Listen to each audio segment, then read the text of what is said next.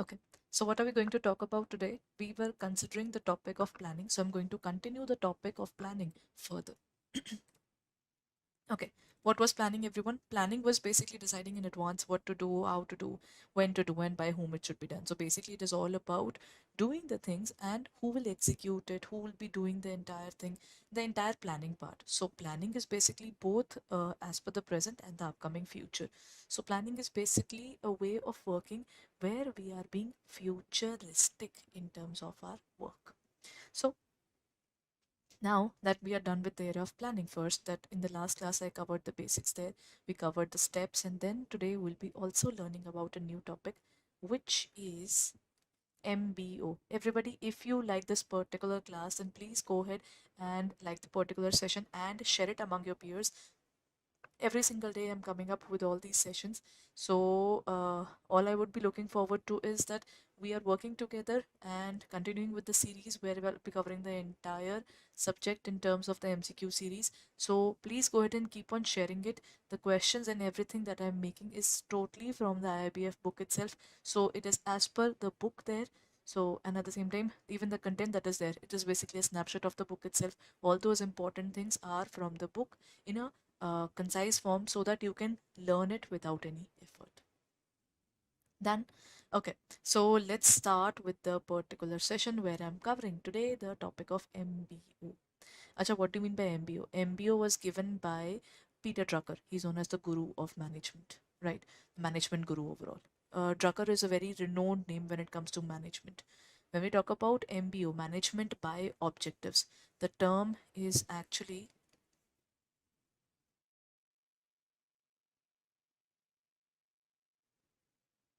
management by objectives. What do you mean by this? Management by objectives can be stated as something where you set up a particular objective and then you run towards the objective, isn't it? That's how we look forward towards our working. So MBO talks about management by objectives itself. We are run by the specificity of the objectives itself. We create objectives and then we try to achieve them. So basically, establish the goals, desired or outcomes for each subordinate in the conference between management and the concerned subordinate. So what do you mean by this? You are designing what you want to do in your life and you are working towards it. Then that's the first part. Then is the set performance standards. You have to think about the performance standards in advance and you have to run towards the setting up and working towards it. Assess the performance achieved against the goal set for the employee through frequent performance review meetings. You have to do all the review meetings. You have to understand what we want to do, how we want to do. All those things have to be defined. And then what we do is identify the reasons for shortfall. Why is there a shortfall? Why is the particular shortfall coming up? But obviously, if we plan, never things are just going to be the same. There are points where things go higher. There are points where things will go lower. So it's going to be like that. It's never going to be consistent. So whenever you find there is a problem, what will you do? You'll identify the reasons why the problem is being there and then establish new goals. You establish the best goals and you are ready for the next level. That means a circle goes on and on. Resolutions, we make New Year resolutions. This says what I'm going to do at this point of time. We decided what we want to do and then what? We're going to pursue to achieve that goal, isn't it? So that does this mean that MBO is basically there in the regular life of a person? Indeed, you set up a goal, you run towards it. Sometimes there's a little tweak that is required. You made the tweak, and boom, it's all set. So this is based upon the working. Sorry. But it's obvious when we are working in this way, there are certain things. We have to assess the performance achieved against the goals. We have to assess everything that whatever we are doing and how we are doing. And we have to make sure that through frequent performance review meetings, we are able to work upon this area between the manager and the subordinate. Matlab, since I am not the only one who's working, the manager is also going to let me know how to work and how to do things. So that's how the entire process of working. Okay, so now we have learned the basics of the entire accounting system, the entire management system in terms of MBO. Now today I'll be covering the questions from the basics along with the area of the MBO. So let's move on. Okay, just take a quick look at the MBO, and then we'll start with the class, because what will happen is the topic that I've discussed just now, this is going to be covered in the class further. Okay, the I think the later MCQs, the beginning ones not, but the later ones are going to be covered with these areas itself. So let me know. Okay, so settled everyone. Now let's move on and talk about it. What does the process of objective determination involve within the organization and its external environment? Avoiding investigation of fundamental variables, ignoring individual advantages, then identifying individual advantages and fundamental variables. You have to identify those things, because pata hai, if you don't do that, what will happen? You need to know what is the basic process, how this organization works. So that particular part has to be known in advance. Ki what is the particular core area which affects the organization? What are those things which are going to hit the organization badly? So we should be absolutely clear. So rejecting principles and all that doesn't make sense.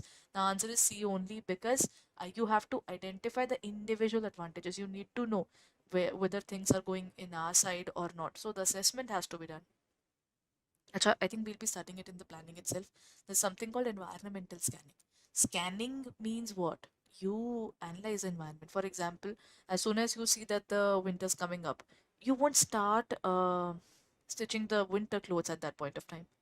By that time you should be selling it. So by the time the summers struck, so what will you do? You will start getting the yarn and everything, the fabric and everything into the line, and then during the entire summer the winter clothing are created, and then during the particular period, as soon as the particular time sets in, the entire apparels that you are keeping in your organization there, in terms of the garment organizations, the um, then what will they do? The garment shops and all, they will put up all the winter wear. So what are they doing? They know that there are certain things which are changing in the market, and if it is changing, we would change according to that. You just cannot sell winter wear during summers until or unless people are in dire need. They are going into an area where there would be summer in that area, and you cannot say the vice versa as well, right? So technically you need to understand which particular part is changing every single day.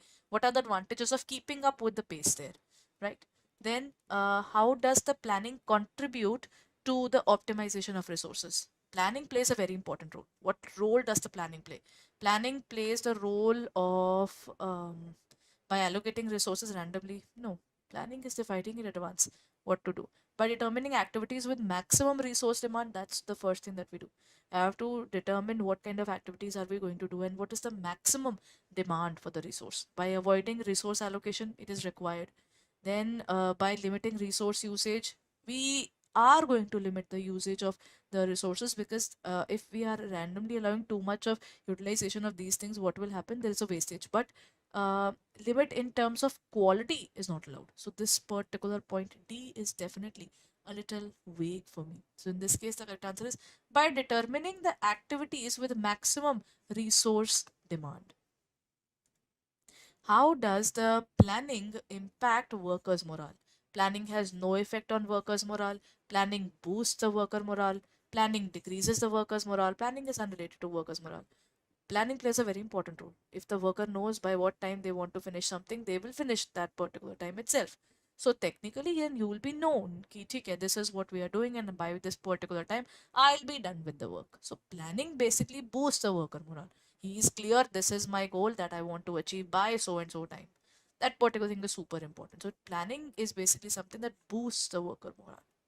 Then what is the potential drawback of planning process being viewed as one and done kind of an activity?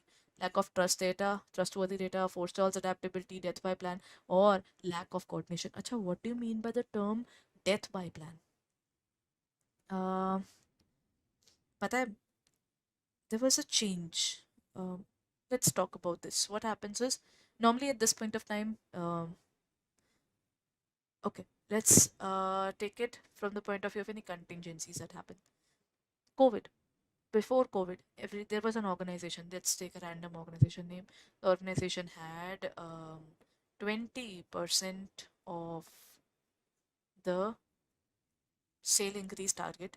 during the period of that COVID wala year. The entire year they were thinking about it. They had set their goals, their way of working, their strategies were set. All of a sudden, COVID hits. Now, the organization says, we had already developed the strategies. It was too much time consuming. So let's just continue with the same strategy. What will happen? Within the next 3 months, things are going to be fine. Lockdown will be over. Now, when the lockdown was over, what happened? People started working again. But was the market still the same? Or the market has changed extensively? Technically, the market changed drastically after that part. So that was called death by plan. You just cannot stay on the plan. You sometimes have to change the planning when there is a change in the market. Basically, one of the problems of planning is sometimes it becomes too rigid when there is a need of flexibility. That's why it is said that planning doesn't work in dynamic environment. It works only in those organizations where you have um, the stability. There is no external things involved, right? So that is death by plan. Then comes the next point. What is the first step in the planning process according to the information? What is the first step? Objective establishment, developing the planning premises, opportunity analysis, or an alternative, the alternative identification. Alternatives is way later. The first thing to do is basically opportunity analysis. You will look into the opportunity, you'll find the opportunity, then you will, based upon the opportunity, you will establish your objective. I saw an opportunity, this is my goal. Once your goal is set up, then you are looking at the variables. Okay, what are the variables? What are the particular things that I have to keep in mind when it comes to the specific amount or whatever the things would be? You just have to be very clear about the planning premises. Then opportunity analysis was the first one. Then we have a objective establishment. Then you look forward towards developing planning. Once you have made a plan, then you evaluate various ways of doing it. Then alternatives identification, choosing the best alternative, and then we get to know the entire working, right? Now in this case it is opportunity analysis. What are the objectives considered the initial step in the planning process? They are political endeavors, or they help in identifying alternatives. They guide the development of strategies. They involve forecasting. Why are objectives considered the initial step? Objective, without objective making, you just cannot run. Think about it. I keep on telling you, why are you not studying? What are the, how will you complete the syllabus? Everything and all. You'll, the very first thing you will say, ma'am, where is the checkpoint? By what point of time I had to complete this? You are putting so much on pressure on us. Just let me know by what time we should have completed. We'll try to finish during that time. That is the first and foremost thing a person would say when he's asked, why haven't you finished it up? Why these things are not having? The person get dashed and he'll be like, hold on, you have to understand. I need to know what are my objectives to achieve, and then I'll work upon that. So, what are the objectives? Why are objectives considered as initial step? They are basically the reason you develop strategies. You set up an objective that I want to finish this thing by this point of time. Then you filed alternatives. This can be done, this can be done, this can be done. You have a set of things involved in it. So that clarity comes only through this. Then, what is the purpose of developing planning premises? To identify alternatives, to guide the development of objectives, to provide realistic assessment of environment, to evaluate alternatives. Alternatives and evaluation is a very after wala point. When we talk about developing planning premises, na, acha everyone, we have our class every day. If I say what are the variables, the lighting, right? My presence, your presence, then internet. So we have got, if I say that one particular variable is fixed, that I'll be meeting you at this point of time every single day. That means I will have to assume my internet is going to work fine, the inverter is going to work fine, because if there's no light, the inverter is still there. Then at the same time, I will expect that whatever I am doing, I'm in the best of the health so that I can take the class. So there are certain things I just have to assume they have to be there every single day. Until or unless there is a problem, then obviously the things would be different. But that is a small deviation from the particular plan, and normally that should not be the point. So in this case, it is basically something where you have to keep multiple variables, consider, and then stabilize them. Say these things are going to be there. So that means every single day I have decided that I'll be meeting you in the every morning. So my morning is fixed with you. Rest everything else we'll be deciding, right? Acha, what does the process of identifying alternative means? Now the point is, alternative means what? I set up an objective. On the basis of objective, I developed a strategy. Strategy is done, objective is set. After the stretching of the strategy, objective, strategy, then the next part is looking at the various ways of doing it. What are the various ways of doing one, two, three, four, five, six? Ultimately, there are many ways of doing the work. So, what does the process of identifying? You're looking at various ways of doing the work, and strategy is basically you define that how the things can be achieved. But you have to find various ways. No? Select the best alternative, forecasting, evaluating alternatives, determining the availability of various means to achieve goals. Strategy or is basically the shadow of objective. Objective defines it. The shape of the strategy is definitely going to be based upon the objective. So it is basically determining the availability to of various means to achieve the goals. So we're trying to achieve the goals in this case. So then it would be based upon determining the availability of various means to attain the goals. We are trying to achieve the goals, so we are making sure that if we want to achieve the goals, we are stabilizing our working. है ना?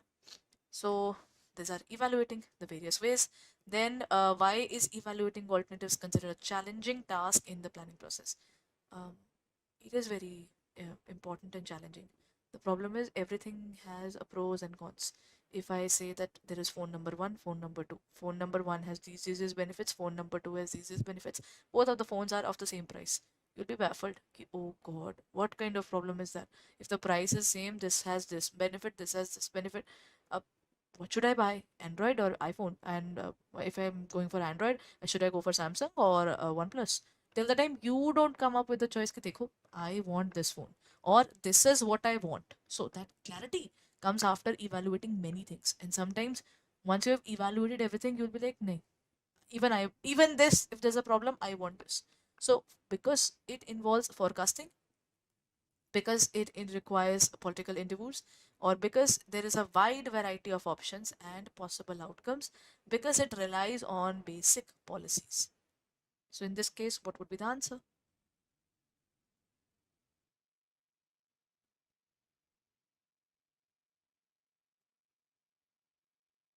What would be the answer, everyone?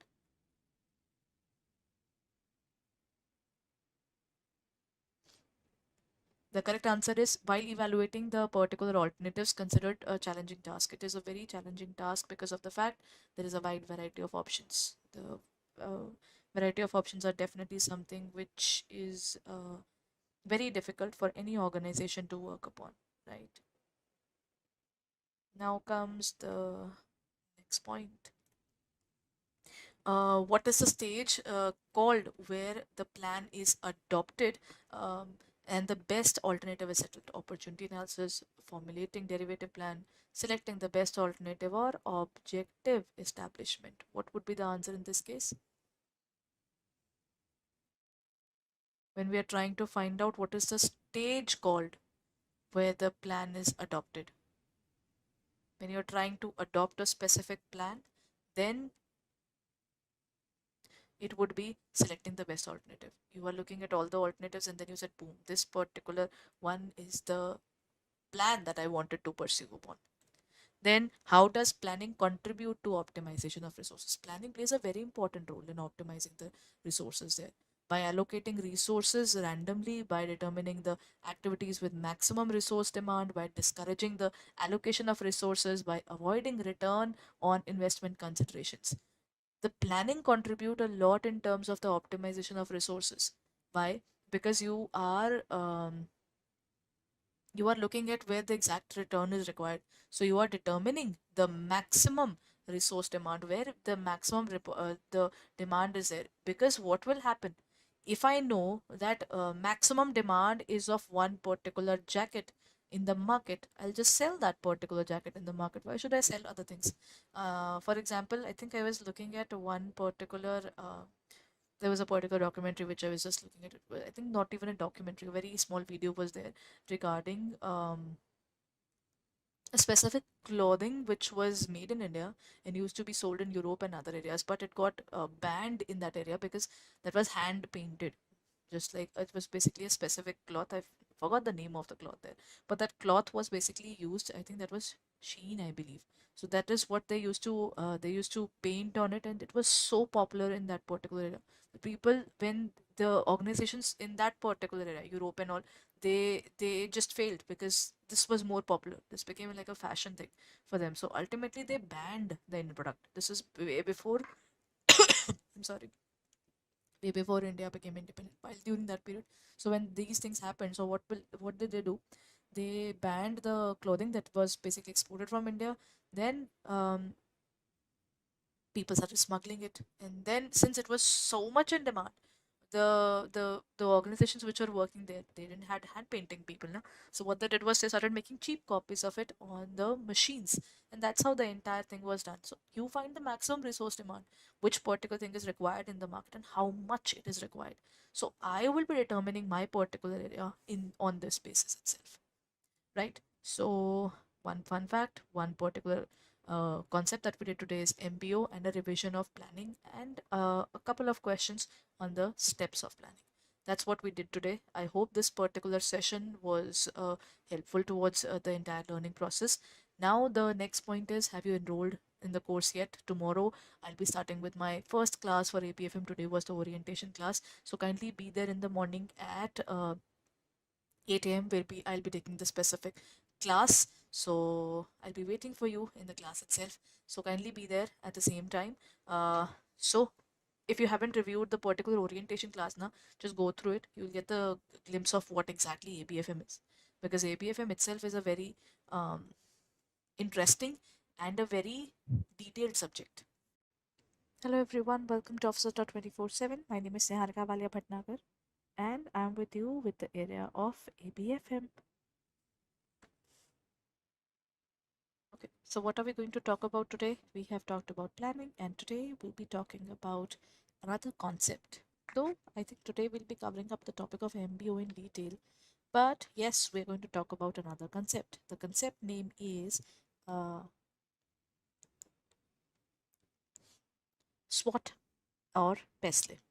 So these are basically environmental scanning areas. We have to go through the environment when it comes to the working there.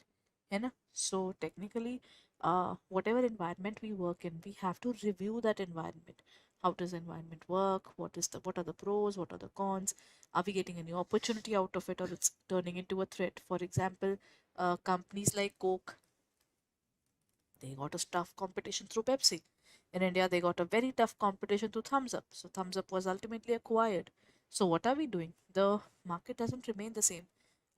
Microsoft ate up the market of IBM. Then Apple ate up the market of the Android phones as well. And then OnePlus ate up the market of Apple even. So technically, all these things had been working in such a manner where the market is something which is unbelievably dynamic. So SWOT and PEST talks about scanning that environment. Acha, everyone, first thing is the area of SWOT. SWOT is basically strength and weakness. Strength is the internal feeling of a person. Weakness is again an internal feeling. Strength is basically something which is my forte, and weakness is something which pulls me down in life. Then opportunity is an external thing. If I found an opportunity to take up a particular project, that's an opportunity. And if I am facing a problem, not able to do a particular project, that's a threat. So technically we are focusing upon SWOT: strength, weakness, opportunity, as well as threat. Then we have the area of PESLE, everyone. SWOT is basically one of the acronyms. Second is PESLE. What do we include in PESLE, or in our book they have also written it as PESL? Look at this. It says P for political. That means you study the political environment of the country. Then economical, the GDP, interest rate, inflation, they're all covered in this. Then sociological, that is the society, or the society norms, the traditions, culture, whatever we are talking about. Then we have the technological. Technological is based upon the dynamic in field of technology. And then we have legal, and then we have environmental. Legal, can we say, is related to the area of law, and that would include the changes in the law. For example, the constitution had been changed, a few laws had been changed recently. So in 2013 they introduced the entire company law. The entire company law was changed from 1956 act to 2013 act, and changes in the environment altogether. Global warming has a different impact. All those organizations which are involved in apparels, they have to work towards it. And the fast fashion brands are also criticized as well because of their pollution that they are bringing up to the environment. And ultimately, because of the shift, that is becoming very difficult to look forward to this entire area. So technically, when we talk about the SWOT and PESLE, these two things are related to the area of studying the environment altogether, right? So here comes the first question. Acha, everyone, the question is related to the area of planning. If I talk about planning, how do we define it? What is the potential risk associated with excessive planning? When you are exclusively involved in a lot of planning thing, what will happen? First of all, if you are involved in a lot of planning, improved organizational efficiency, nahi, it will never increase the organizational efficiency. Basically, what will happen is you are just thinking, thinking, and thinking. Lack of time for plan implementation. You don't have the time to implement the plan. Then enhance adaptability and increase creativity. In this case, what's going to be the answer? The risk, potential risk, which is associated with excessive planning, is uh,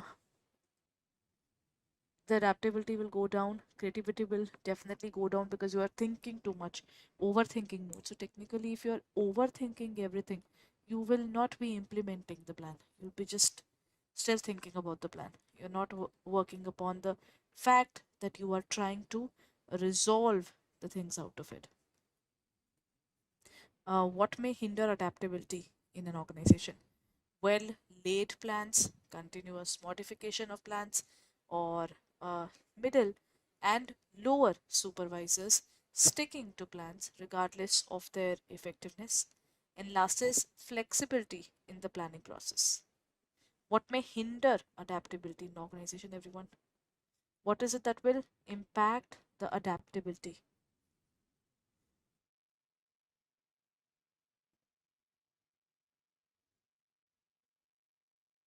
Basically, now you can have a problem when there is any resistance.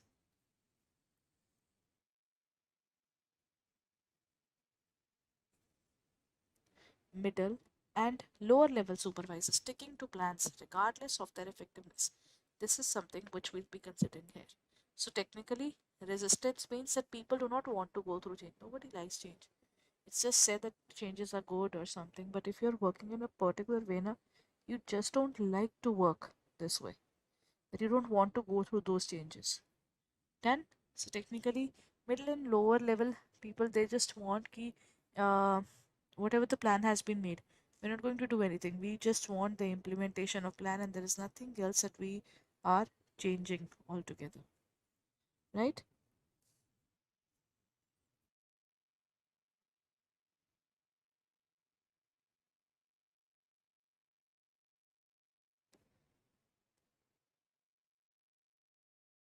Then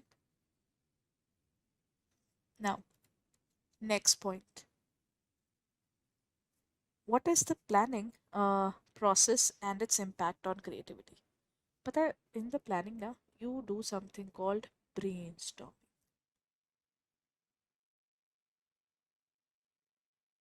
What do you mean by brainstorming, everyone? Under the area of brainstorming, you are giving a lot of time towards this area. Um,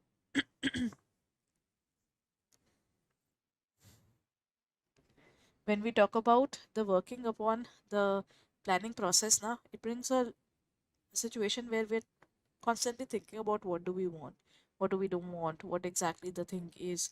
So we're going to do the brainstorming session. Then planning encourages creativity and innovation. Yeah, it really does. Planning stifles creative thoughts if they are not executed well. That is also true. If I make up a plan and the plan has a lot of loopholes, what will happen? The lack of creativity will ultimately na, create a situation where I don't feel like working on it. Planning has no impact on creativity. Planning has an impact. Planning is unrelated to innovation. Again, wrong. creativity and innovation both are brought out with it.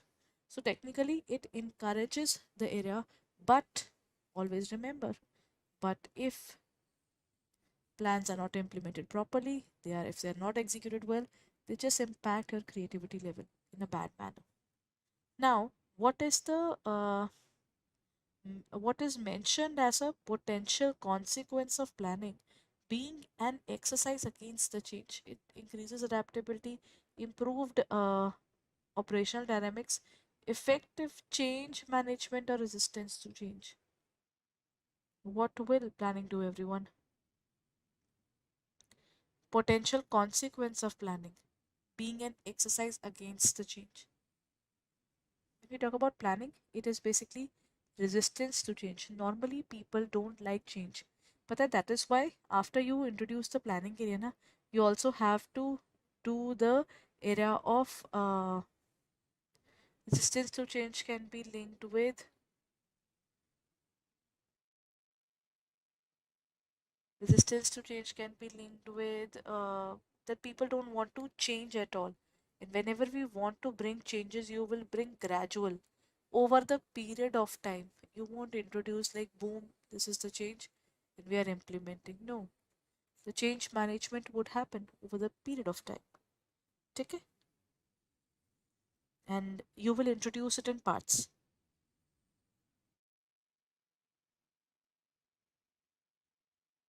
Done. Now comes what is the role of operational goals in MBO? In terms of MBO, management by objectives, what are the operational goals? They hinder the accomplishment of the mission? No. They require micromanagement from managers. They serve multi-purpose, including mission accomplishment. They reduce employee participation. They increase the employee participation. So this one is definitely eliminated, and they hinder the accomplishment. If you know what your goal is, then you try to achieve it in a better way. So this is also wrong. Technically, the answer is C. It is basically something which helps in serving the multiple purposes. You are looking at your plan, you are trying to implement your things, and then you are trying to accomplish it. You know?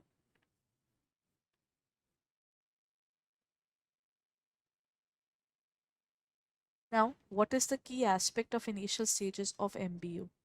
Micromanaging things, brainstorming ideas for feasible goals, implementing rigid plans, or ignoring individual contributions.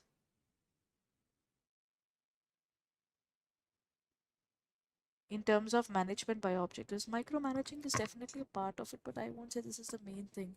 Brainstorming of the ideas, first of all, you will be analyzing the market itself to make up your goals. So, technically, the first thing is always to brainstorm or to give an extra time, extra effort for the feasibility goals.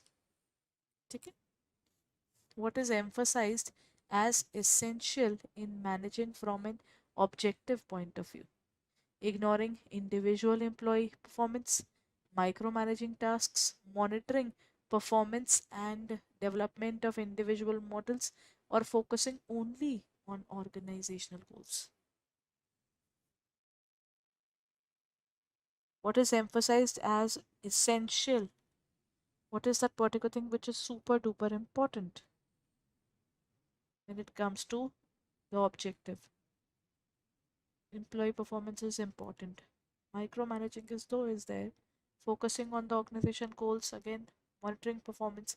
The answer should be actually see there, because if you set up a goal, then you implement the points there where you try to uh, work upon those goals in a proper manner. In case there is any deviation, you will work upon the deviation, and ultimately, what will you do? You will try to implement the corrective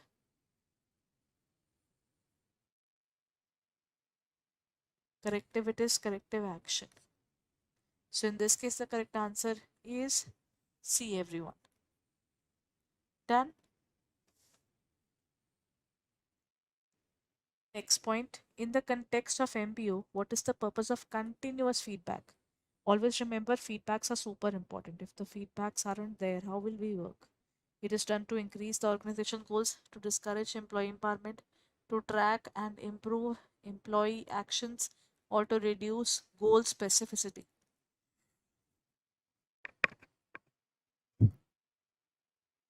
What would be the answer, everyone? What is the purpose of continuous feedback? When we talk about continuous feedback, this is done so that you have real time information. Isn't it? As soon as I put money into the bank, I take money out of the bank. There is always a particular point where I get the information. Though this is not the correct answer even for the continuous feedback, because you don't get the every information, the bank charges that are deducted. You just get to know about it on your mail itself once they've started giving the invoice of those bank charges. No? So until unless this is there, there was no information, and the feedback forms are also provided so that people can actually come to know what exactly do they possess and what they don't. So technically it is done to track the and improve employee actions. For example, our attendance is basically saved through an app. Our login is done, log out is done. On the website we open the work, and they can see a lot of activity that we are going through, right? Then what is the limitation of MBO related to the organizational culture? I'm sorry. What would be the answer there, everyone?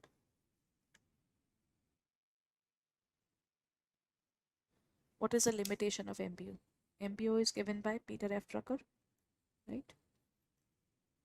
The term is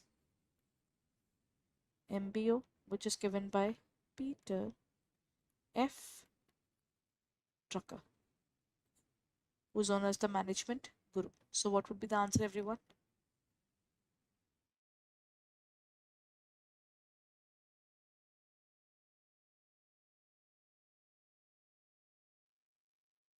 It emphasizes organization culture too much. It frequently disregards the existing culture.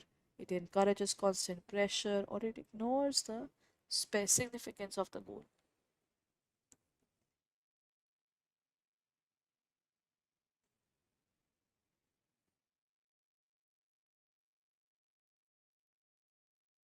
The answer in this case would be it frequently disregards the existing culture.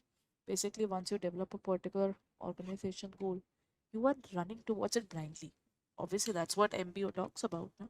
And why do we set up a goal? Just to talk about it. कि अच्छा पता है we set up a goal.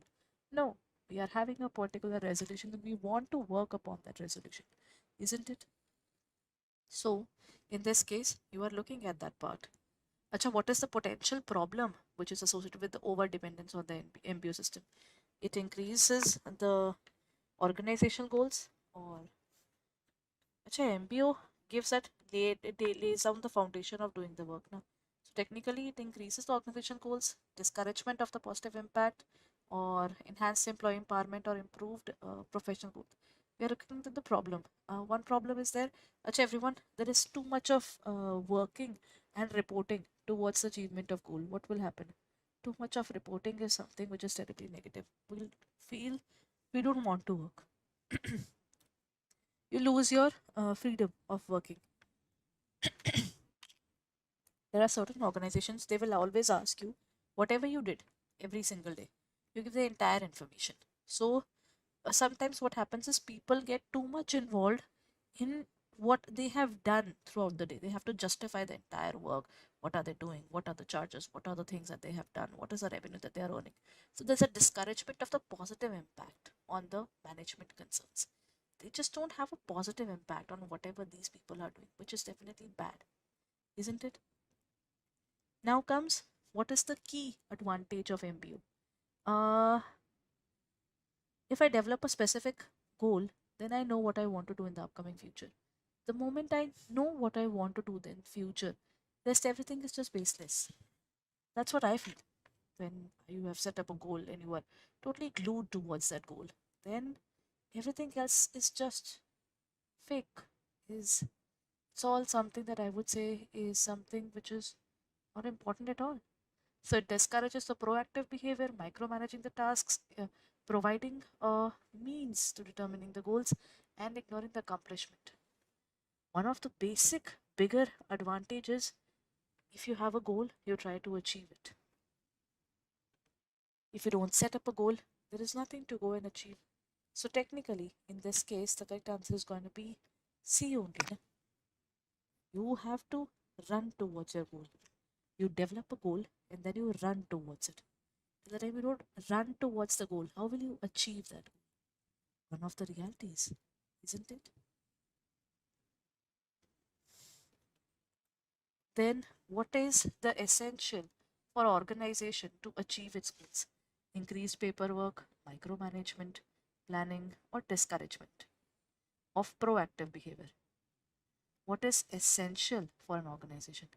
What is it that is super important? If we talk about an organization, what is it that we need? If I talk about an organization, then what is super important is planning. Till the time we don't have a goal, what will we rush for? What is it that you'll try to achieve? Think about it. I keep on telling you that you have to do good, you have to do good. At one point of time, you're definitely going to come to me and ask me, ma'am, what is your definition of good? Till the time I don't understand what you're trying to say, how will I work towards it? So, first of all, the goal should be absolutely clear.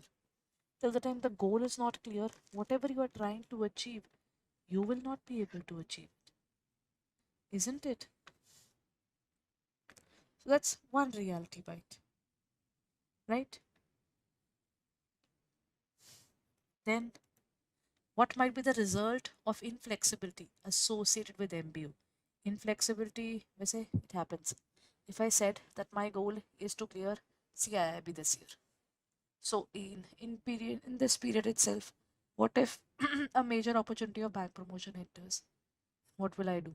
Shall I take up the bank promotion paper or shall I go for the CIP? And this happened with many of my bankers this year that they were during the period of my examination itself, that was the ABFM examination.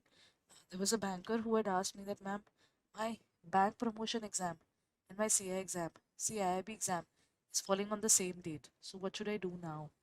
That is a true point. You have a specific goal, and that inflexibility to adjust the goal sometimes will not be good for you. So, what will it do? Will it decrease the workload, increase employee morale, uh, improved efficiency, or workers' lives becoming more and more difficult? If it is inflexible, it will become more difficult. Uh, there's a particular saying in Sanskrit. The Hindi meaning is फलदार पेड़ झुकते हैं. The one, the plant that bears fruit is always a little uh, bent. It is something because of the fruit it's bearing, obviously it gets heavier. And it is something that is more near to the ground, isn't it? While it's bearing so many fruits and all. And the plant which is absolutely getting drier, that particular tree is straight, right? That means their growth is limited. But the one which is bearing the fruit and is being flexible, that particular plant is going to do wonders. It's going to be helping so many other plants to grow with it.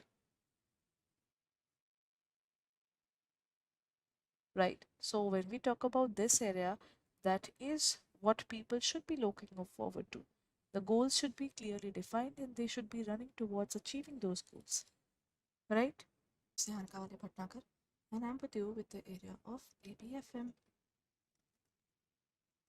Okay. Today we'll be starting with organizing. When we talk about organizing, what was organizing, everyone? Followed by planning. The first point was planning, and second is organizing. This is where you start collecting all the things that you need for implementing your plan. So, what is the second step in the process of managing an organization after planning? That means it is directing, controlling, organizing, or leading. Planning, organizing, staffing, directing, and the last one is control. Okay, so this is the entire thing. So in this case, the correct answer is going to be organizing. The second step, which leads to the growth of the organization, right? Then, if managerial planning is concerned with establishing what tasks should be performed. What is organizing concerned with? Who will perform the tasks? When the tasks should be performed? Where the tasks should be performed? Why the tasks should be performed? Okay, when we talk about managerial planning, I say when we talk about the planning arena, it is all about who. In this case, they are deciding the organization structure. They are not deciding the person, they are deciding the position. This is organizational position of a person. Okay? So, can I say in terms of organization, what are the things that we need to cater? Organizational position, we are talking about multiple things. We can say the position can be related to a senior, he is the vice president, then there is a vice president, then under the vice president comes two divisions. There is another, there are now multiple VPs in some organizations as well. You know, there is vice president operations, vice president finance, there are different areas. So under this VP, if there are two specific divisions, division 1, division 2, then under division 1 they have accounts department, then they have other different departments. So all those departments exist under this, and at the same time they exist under this as well. So all these departments and everything else is existing under this area. That is how we define the organization structure now. And this is where we are deciding who will be working at what position. That is being decided, nothing else. Okay? So in this area, the D2, D1 and everything that's that we're choosing, it's just gonna be the same. Then how can the various strategies of the division and coordination of the work activities be classified? Closed system, open system, centralized and decentralized system, hierarchical and flat structure, formal and informal structure. What's going to be the answer? How can the various strategies for the division and coordination of the work activities be classified? When we talk about division and coordination, so division of work is dividing the work into different areas, and we have to coordinate as well, because ultimately we all are in the same organization, right? So in this case, the answer is going to be closed and open systems. Under this, what happens is that the closed systems are the systems which are not intermingling with the outside world. Only the ones which are intermingling are to be considered as open systems. Open systems are open towards the area of learning, they are open towards the area of working. So all those things are there only in terms of open system, right?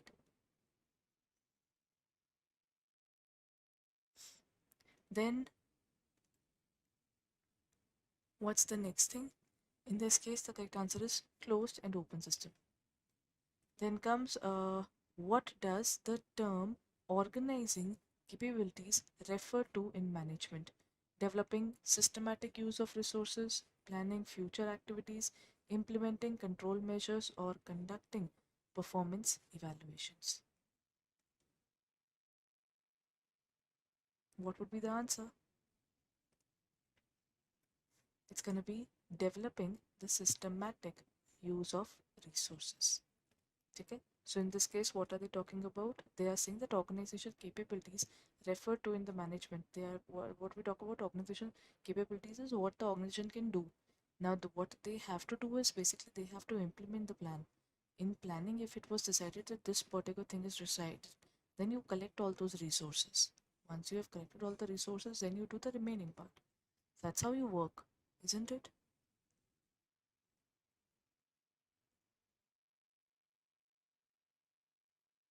So in this case, the answer is going to be developing systematic use of resources. Then why is fundamental grasp of an organization necessary for every manager? To facilitate planning activities, to improve communication skills, to understand the inner workings of the organization, or to enhance leadership abilities. What is going to be the answer? Why is the fundamental grasp of an organization necessary? Fundamental grasp matlab the fundamental basics of an organization very necessary for every manager. You need to know what is exactly happening to actually understand the inner workings of the organization. Because, see, I need to understand the hierarchy, I need to know the organizational policies, I need to know how the organization is existing, what are the chances of growth, what are the divisions that they have created. All those things are super important. You need to know in and out of an organization that you're working for, because the organization's its growth and everything else is dependent upon the knowledge that the senior is having about their entire working. Because it's like, if you know what you are doing, then your growth is different, isn't it?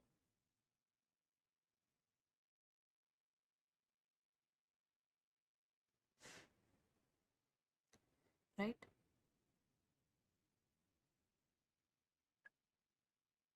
Check. Now, what's going to be the next point?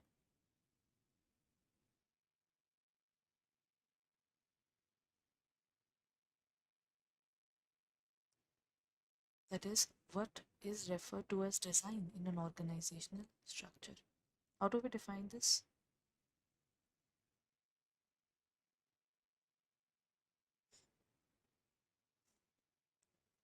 When we talk about this specific area, that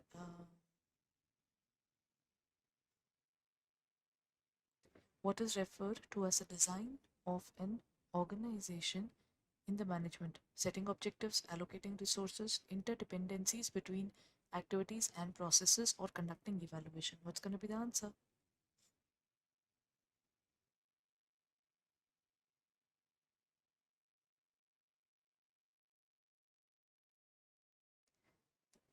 When we talk about this area, the resources, objectives, allocations, design is basically defining the blueprint of an organization. So technically, it is interdependence between the activities. Why? Because you are showing, as I told you, there we have the founder or the chairman is at the top of the organization. Then we have the vice president. Then we have the different president of different areas, or the, we can say the departmental heads.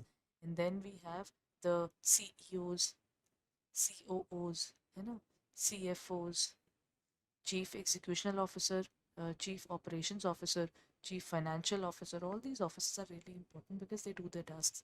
And then they have the entire verticals according to them. In an organization, now most of the organizations are covered under matrix organization.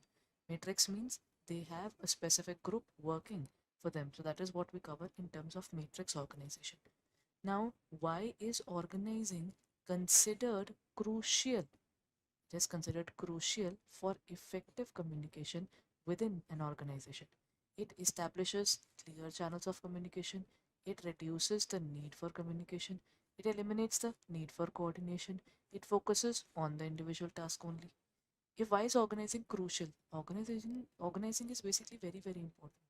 You know, with for effective communication. If I want to have a better communication, organizing is super important, because if you have organizing, and then you know whom to talk, when not to talk.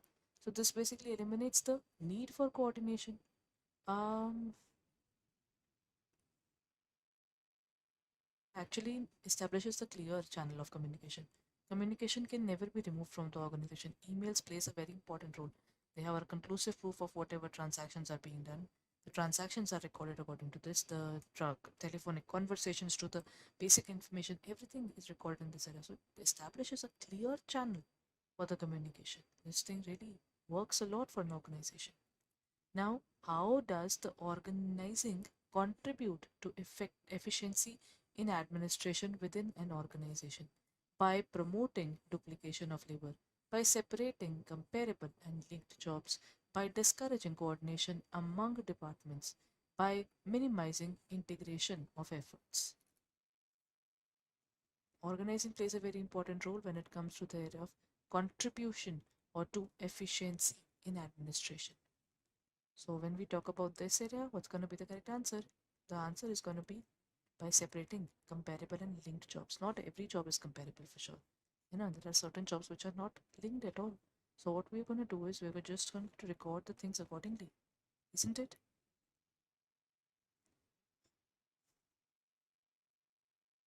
So in this case, the answer is going to be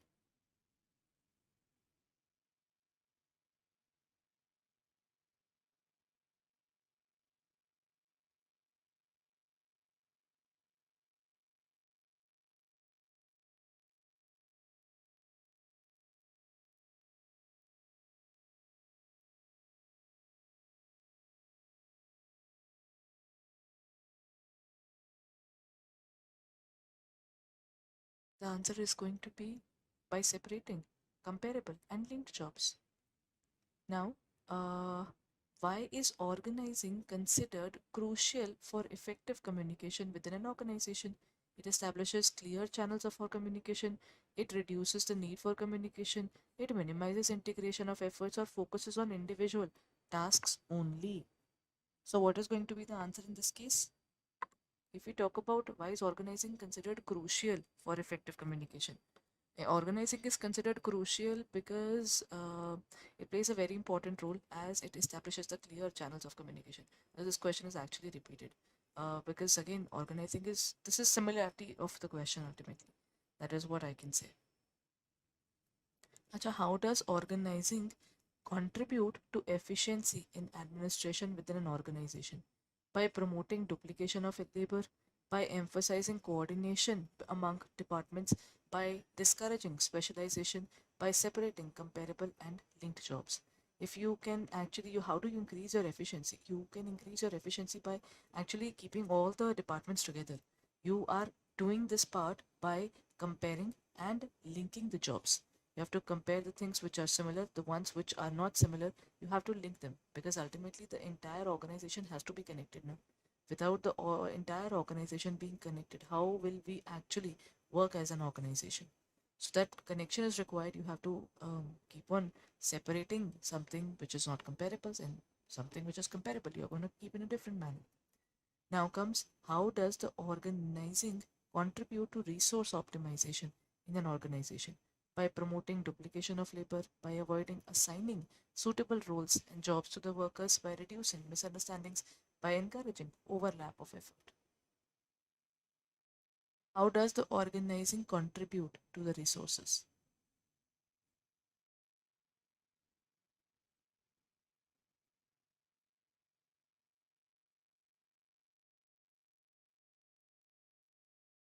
Basically, organizing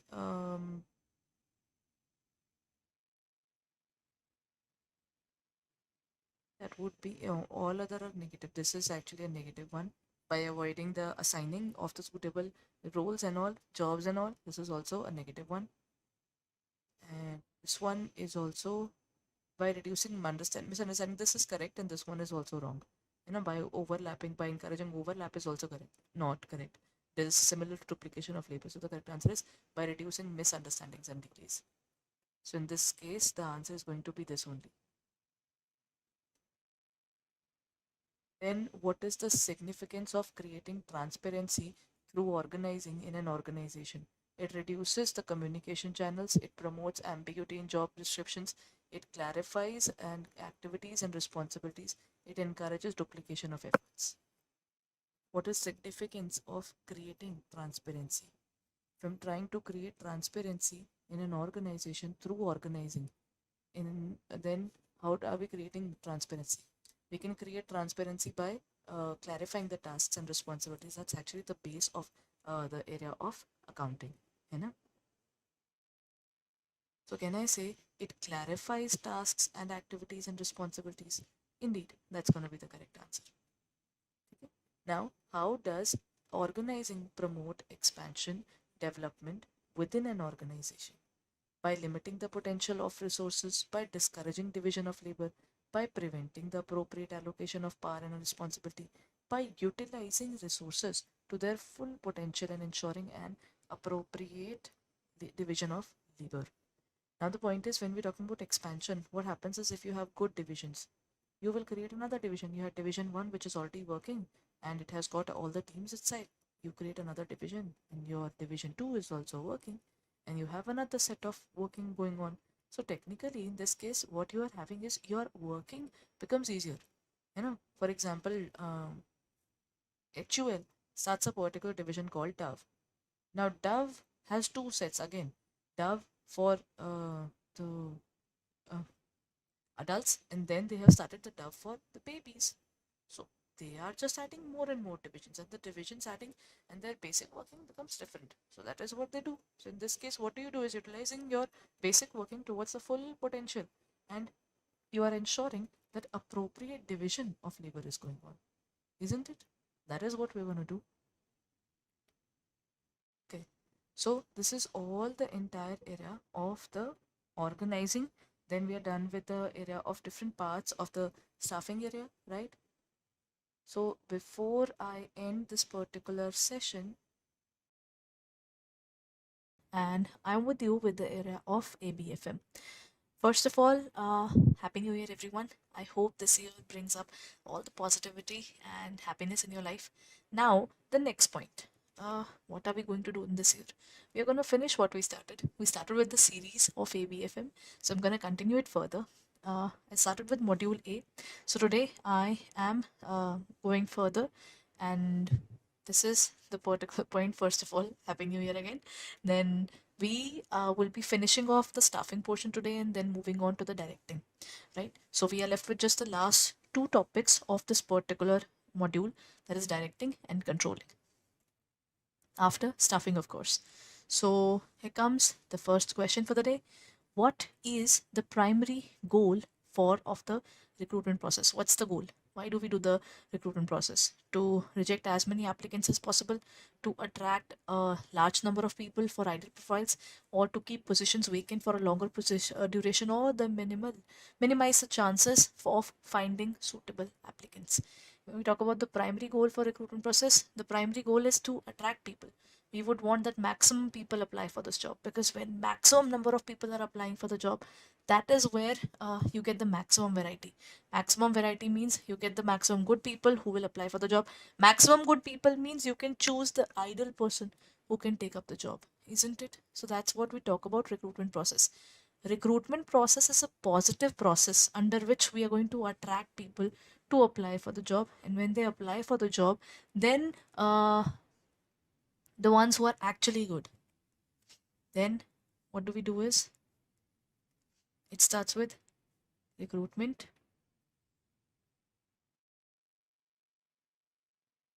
then we have the portion of selection, then we have the area of once the person is chosen, because once you have a positive recruitment process, we are talking about n number of people, we want to apply them for the job, they applied for it, then we select someone among them, and then we train them, training and development. After going through stringent training and development, they do a few things, and they don't matlab, they become specialized in certain areas, है ना? That is something which we define under the area of training and development. And after you're done with the basic training, how to do the task, the next point is, are you going to do the same thing throughout the life? I don't think any of us expects that we will do. If I'm in the same field, I don't want to just get stuck into one particular area altogether. Everybody wants to broaden their horizon, because if you don't broaden up your horizon, then what are you doing in the world? Because without growing, or there's nothing that is possible. That is there in the management now. It's there in the first unit. You will find. Uh, I forgot the name of the author who has said it. But the entire line was, the change is the only constant. It's a quote. It is basically a very renowned English quote, that is, change is on the only constant. You have to keep on changing, you have to keep on evolving. That is development part. So the positive process is recruitment. You want n number of people to apply for the job, because you never know from where you will get the perfect person who's made for this job.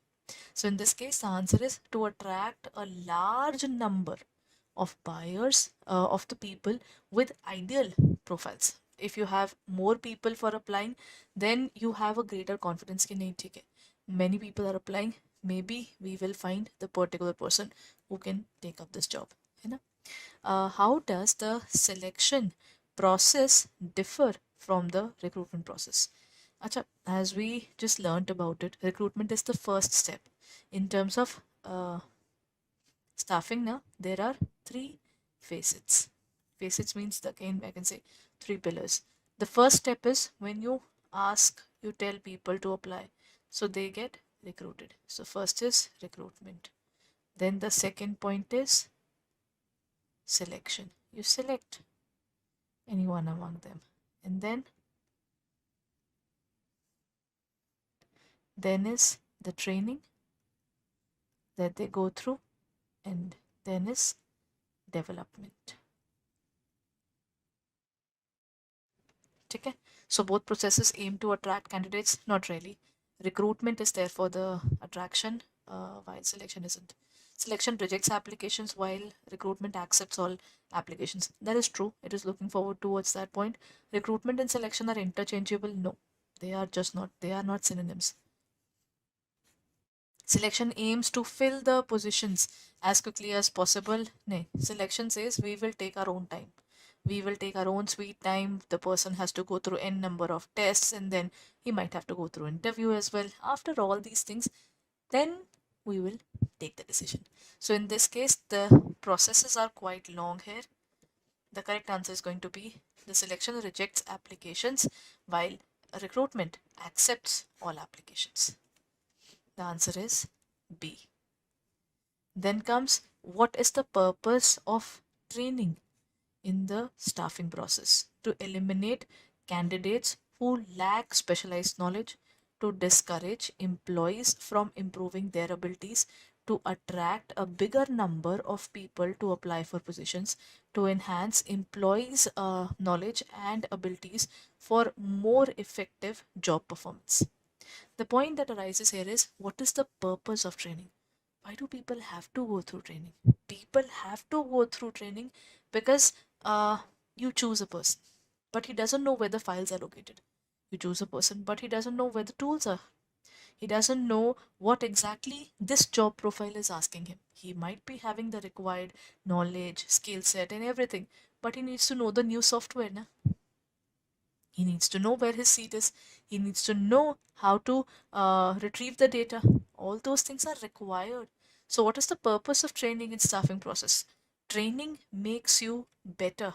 That makes you a person who is fit for the job. So, in this case, to eliminate the candidates, you just don't eliminate anyone. In the training portion, you don't eliminate people. To discourage employees from improving, you just cannot discourage them. You have to encourage them to stay in the job. Otherwise, why would they stay? Why would I stay into a job where I'm going to do the same job every single day? I want growth. Everybody wants growth. So what will happen? The person will say, I want to acquire more skills to attract a big number of people to apply for positions. That is a part of recruitment. So I would say enhance the employees' knowledge and abilities. We are trying to have better ability in terms of their job performances. Okay? Now comes the next point. Why is staffing considered the most fundamental and important job of management? Because it is a routine administrative task, because it involves rejecting applications efficiently, because human resources drive a company's success, because it focuses on keeping positions vacant for a longer duration. Staffing process is the most fundamental, it is the most basic because you saw people, you thought that they are good in their work, and now you want to place them into the working. No? So the process is basically, till the time you don't have people, what would you do with the money? With money, with machine, with methods and everything, if you don't have men to execute it. So you want the person who's coming into the organization, he stays in the organization. So that means not only acquiring people, but also retaining them is the point. In this case, because the human resources drive in terms of the company success. Men, material, money, machine. These are the 5 M's of the market. And then material. The 5 M's are, it's a quote of management. Men, material, money, machine, and method. We've got these 5. Without men, all these 4 are useless. Then how is the caliber of an organization's workforce related to its level of success? There is no correlation with workforce caliber and organization success. Is it possible? These are the people who are the pillar of the organization. If they don't do the work, Who else will do it? है ना? So technically, this just doesn't sound normal. Okay, so there is no correlation between workforce caliber and organization success. There is a relationship. There's an inversely proportional. It is really no. If the people are doing good, then the organization is also going to grow further. It won't go back. There's no reversal. Then workforce caliber is directly proportional to organizational success, or it has minimal impact. In this case, it is having a directly proportional to organizational success. If the workforce is having a caliber only, then the organization survives. Otherwise, the organizations would be doomed no matter how good they are. If the people who are working in that organization, they are not putting their best foot forward, if the organization is not growing, how will they grow? Isn't it? Practically, you need good people. And why do you need good people? Because good people will bring up good results. And if you get good results, that is how the company grows in the market, right? How does the staffing contribute to maintaining workforce satisfaction and morale? By providing unsuitable compensations through ongoing performance reviews and evaluations, by appointing individuals without the necessary knowledge, by discouraging promotions based on hard work. If we talk about by how does staffing contribute to maintaining workforce, staffing is helping a lot in maintaining workforce because um, it doesn't provide unsuitable compensations. No. Through ongoing performance and reviews can be a part of it. By appointing individuals without necessary knowledge, no. By discouraging promotions, no. The correct answer is B. That is through ongoing performance reviews and evaluations. Always remember, the one who's always going through testing now is always doing good. Reason is he knows that someone is always looking at him. If someone is always looking at him, he'll always be on his toes. For example, I know that I have to come in front of the camera. I'll have to always be presentable. I cannot remain unpresentable all the time. Why? Because I know I have to come in front of the camera. In the same case, the person who is always reviewed, he cannot stay that way. So technically, this is required, right? Next point, how does the staffing process contribute to the optimal employment of available human resource? By promoting employees based on seniority, by hiring individuals without considering workforce needs, by planning appointments based on workforce needs, by conducting evaluations for employee of the year nominations. How does the staffing process contribute?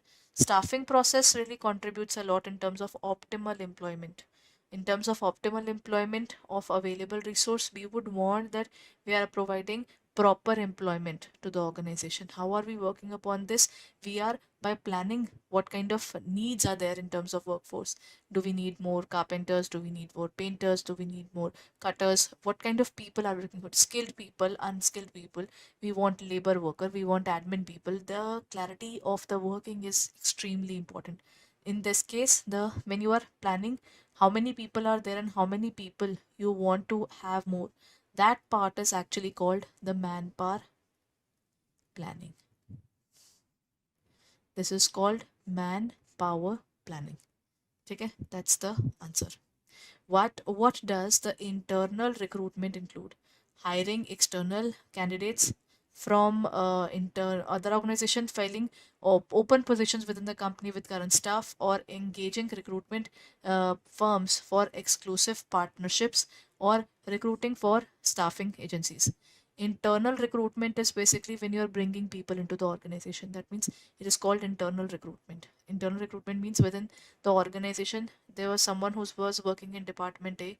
You moved that particular person to department B. It was an easier task. Why? Because the person is required in department B. A, he was sitting extra, so he can be moved, or he is more experienced, so he should be taking over a more important area. So in this case, the answer is going to be filling open job positions within the company with current staff members. Whatever the staff host is already working, they will be shuffled and taken up to the next job profile. What does outplacement recruitment often assist former employees with? Outplacement is what? When you are helping your uh, employees further. Then that is filling open positions within the company, making the transition into new employment, engaging retained recruitment services, or assisting staffing agencies in their recruitment efforts. In this area, what do we call it? We are having outplacement. That means the person is going out, and what kind of help are we providing? If the person is leaving the job, or we are helping them out to get another job, what is it that we'll be doing? We will be making the transition into new employment. We are helping them so that they can move to a better employment opportunity, right? So, this is something that organizations do. What is the crucial piece of advice for successful recruitment regarding existing employees? Everyone, focus on hiring only external candidates. Search within your organization before looking outside. Discourage internal promotions for open positions. Rely solely on job board advertisements. For successful recruitment, first of all, in terms of the current people, I believe the most important thing is search within the organization before looking outside. Because if the person is sitting in the organization and you choose someone who's less deserving from outside, the person who's sitting in the organization itself and has a lot of caliber, he will leave the organization right away. That if the organization, while I'm sitting in it, they don't realize how important I am, so it's way better that I move out. So the search within your organization before looking outside is super important. Done. Then, why is it important to contact applicants considered passive in the recruitment process? They are more likely to respond to job advertisements. Applicants considered passive, if they are, the people may seem passive, but it is important to consider all these people because they are already actively seeking new opportunities. The perfect candidate may not be actively looking for a new job, and they are less qualified compared to the seeking ones. No, in this case, what is happening is the perfect candidate. How do you know the person who's actively looking is the one that is meant for you? Maybe the person who's not looking forward towards a job change is the one that you wanted.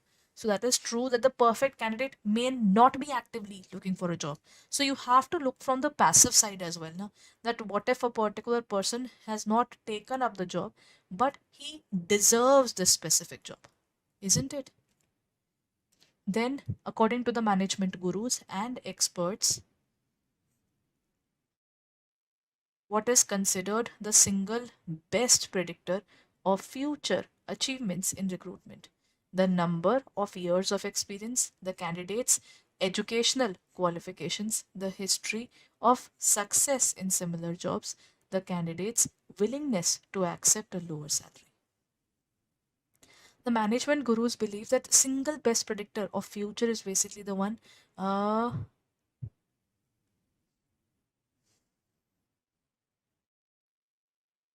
future achievement in recruitment. In terms of this recruitment, it is basically history of success in similar jobs. It is always based upon the history. How do you determine the future is going to be good? Based upon your past only, you can talk about it now. Because future is unpredictable, and if your present is going fine, your past was fine, so you can anticipate what's going to have in future. There's a confidence ki theek hai na, things went well at that point of time, things will go well even at this point of time. 7. My name is Neharka Walia Bhatnagar, and I'm with you with the area of ABFM. Okay, everyone, I hope you have been looking at our YouTube channel. You had been considering us in terms of your studies, and you are all updated about us as well. Why am I asking this? Because have you reviewed our courses yet? Have you gone through the price drop? If you haven't, then this is the moment you should check it out, because the point is there is a sale going on for these 5 days, which we call Sabse Saste 5 Din. For these 5 days, the prices are going to be minimum in terms of the working. I think in the history of, I think the since I've joined Adda, I'd been connected with the JIB and CAIIB era, I had never seen such a big price drop. Now, what's the price drop? I'll be talking about it, but let me start with the session first, and I'll show you our website and why am I saying this is the perfect opportunity. Buy as early as possible, utilize this opportunity, because such opportunities doesn't come that way easily. Okay, everyone. if you're talking about organizing. But before I move towards organizing, I think I personally like the particular idea so much that I think I cannot resist telling you about it first. So I'll let you know about that particular thing first. As someone who has been into the studies for so long, so I strongly believe that whenever you get something that you want to study at a very good or value for money price na, that particular thing is something that makes me as a person happy here. I can buy this particular book at a very nominal price, or I get that particular thing because I think studying has always been, I think in our country I cannot say that the books are very cheap or we can buy anything at a very low price. When it comes to the books that I have read, every book was very very costly. I think when it comes to the studies and the courses that we are taking and all, it's always something which is a good amount of investment. So wherever we get an opportunity where we can buy these things at a nominal price na, or a price which is definitely less than the normal time, so that brings us a relief, psychological relief, because ultimately every penny that you are saving, you can spend it on your family, you can spend it for your savings, whatever we feel like. That's one particular thing that every Indian believes in, that if I can buy something at a price which is lower, then why not buy it that time, right? So let's talk about it. Let's go on to the area of JIB and CIB. Now, in the area of JIB, CIB, let's check it out. Go on to the area of JIB and CIB, everyone. Now, if I'm looking at the entire area of JIB and CIB, now what will happen? If I open up the JIB and CIB Mahapack, we are talking about the CIB area. Matlab for me, what is beneficial is either I take up the CIB Mahapack, or if you are looking forward towards bank promotion as well, the bank promotion Mahapack is also there. So चलिए let's talk about this area as well. Okay. Now let's look at our CIB Mahapack 2.2. What is CIB Mahapack 2.2? In this Mahapack, you get English medium, you get bilingual. Both the batches are available. Then live classes, the recorded batches, all available. Ebooks available. The batches which have already been conducted, that means the entire 2023 batches, which will be available to you. Along with this, you can also review the batches that would be coming up. If you buy this particular pack, what will happen? If I buy this particular pack, then the coolest thing that will happen is that if the price, say this particular batch is available for a validity of 12 months, you know, 6 plus 6, you buy it for 6 months and you get for 12. So technically, if I buy, then the previous batches are all available. Every single batch. I am again repeating. Every single batch. Numerical batch, MCQ batch, case study batch, revision batch, whatever batches we are coming up with. All the batches, anything related to the CIB, not only the syllabus batches, not only the electives, not only the ebooks, not only the test series, everything included in it. Matlab, if you buy this Mahapack, you don't have to pay even a single penny again. Revision batch included. If you are going through the conceptual classes batch included. Any class that is going on the Adda app or on the Adda website towards the area of CIB, nothing is basically restricted for you. When it is related to CIB, every single thing is opened up for you. So there is nothing more beneficial than buying the CIB Mahapack. Then we say it Mahapack 2.0 because in this Mahapack, not only these things are covered, but 10 plus hours of mini marathon, 5 plus hours of mega Maha marathon, along with that practice paper, doubt session, everything is included.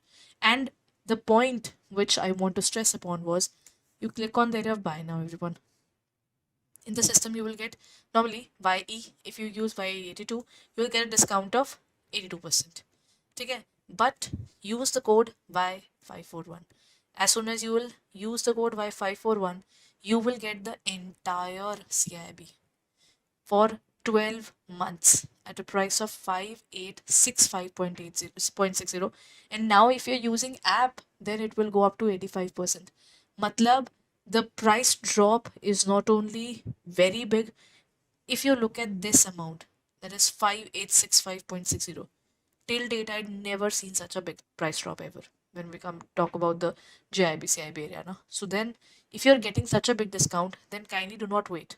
Get it done. Buy this particular pack as early as possible, because after this there is nothing else in CIB that you need. Everything is included in it. Anything that you might find in CIB area, whatever we are coming up with, because we come up with a lot of things. So everything is available to you. But for that, what you need to do is you need to buy this particular batch within Mahapack. By the time within the next 4 or 5 days, I think the particular sale is hardly for 5 days. It would end soon. So enroll yourself as early as possible. Utilize this opportunity and get your Mahapack now. Okay, so this was all about the Mahapack. Now, we were talking about the area of organizing now. So let's talk about the organizing as well.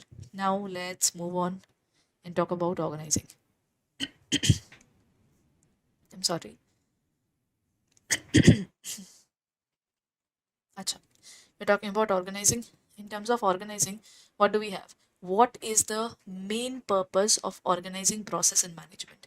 Why do we go through the organizing, everyone? Do we go through it because we are setting goals, we are delegating tasks, creating plans, or reviewing objectives? Basically, objective is the shadow of planning. You plan something and then you're like, what do we need for the plan? Then organizing will come up and say, मैं बताता हूँ.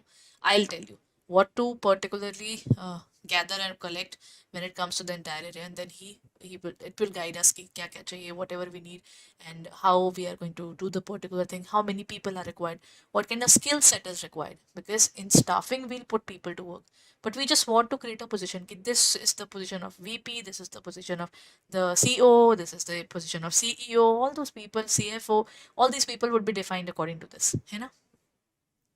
So we are basically doing what? We are delegating the tasks. Who will do what? We have to define this particular thing in a very clear manner, right? Okay.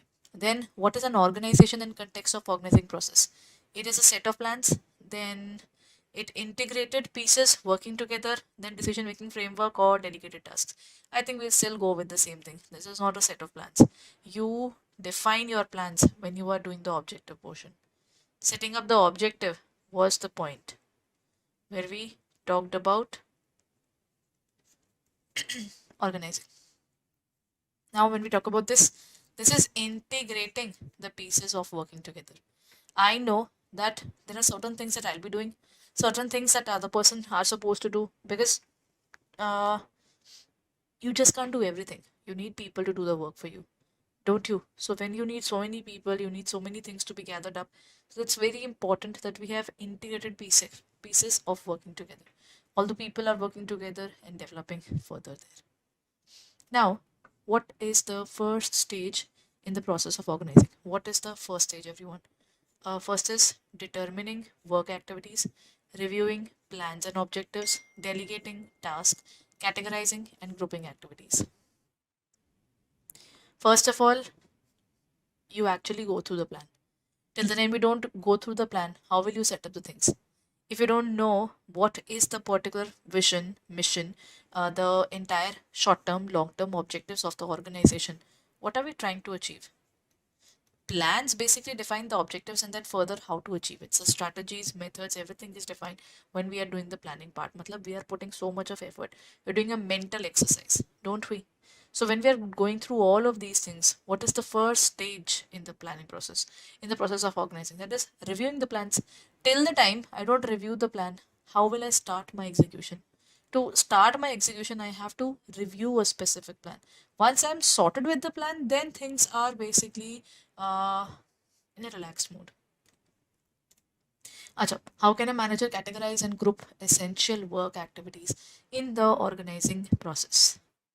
Functional, geographic, product, or customer, alphabetical order, random selection, chronological order. Now, when we're talking about this area, how can a manager categorize? Acha, the point is, manager has to do this because he's the only one who has seen everything that is being done in the organization. Why? Because uh, okay, let me give you an example. I'd seen a few people that they wanted, they had their own businesses.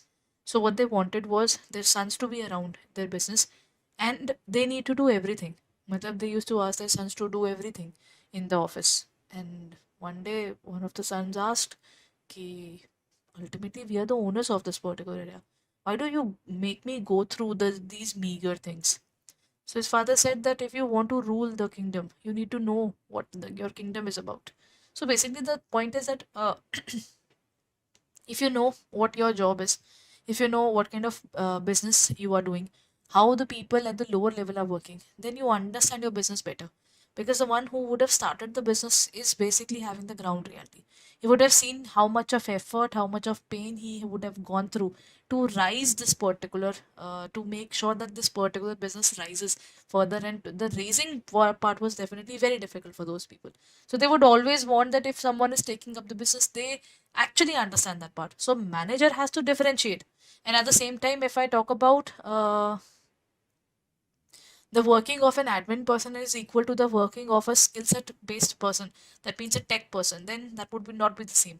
Admin people have their own importance and tech people have their own. How can a manager categorize and group essential work activities in the organizing process? Functional geographical product, this is actually the one. What they do is, for example, Domino's would have done this.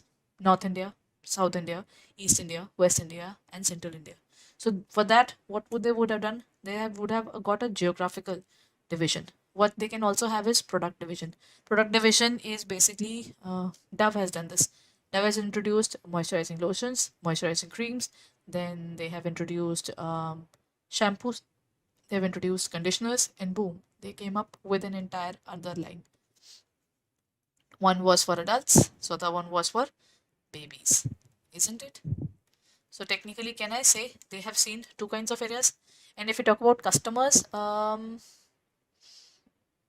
Unilever Limited has things for women, like Lakme is there for us, while for men they have Gillette, right? I think yeah, the Gillette is basically by HUL only. But let's talk about another thing as well. Na?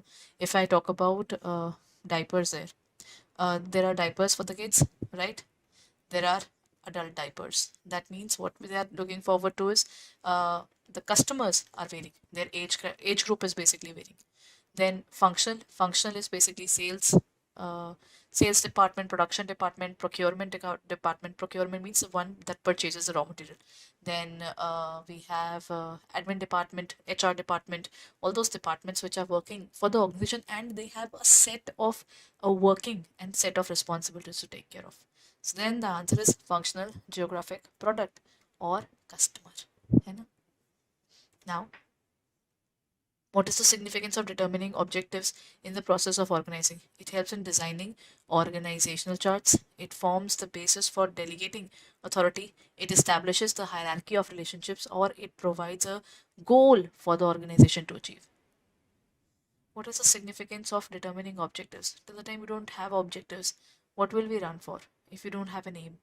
Matlab, I think we were just talking about, I think you would have seen, I've recently covered a particular point in terms of shapat, or what we call it the resolution. Every year, I think I've never tried it. Somehow, I think I never felt like doing it. But I've seen people doing that I have a New Year resolution that within the next year I'm going to do this. I've seen people having this particular feeling so strong that they decided in the next year I'll shed off the excess weight that I've gained, and they actually did that. And that's an objective now. You are running towards an objective.